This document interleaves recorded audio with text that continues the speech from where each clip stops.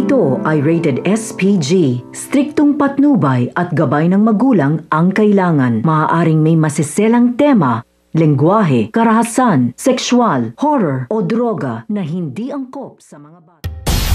Hanggang ngayon ay hindi pa rin matanggap nito ni Cardo ang pagkamatay nga nito ni Lolo Delfin at ang sinapit nga nito sa mga kamay nila Armando at Lolita.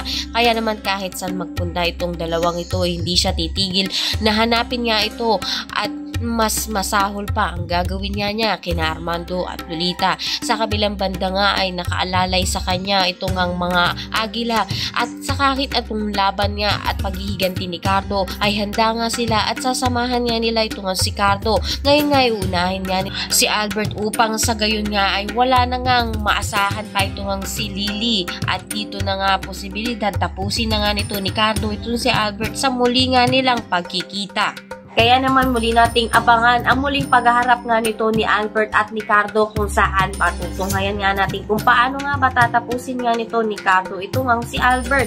Ang lahat ng yan abangan natin. Maraming salamat sa iyong panonood at God bless.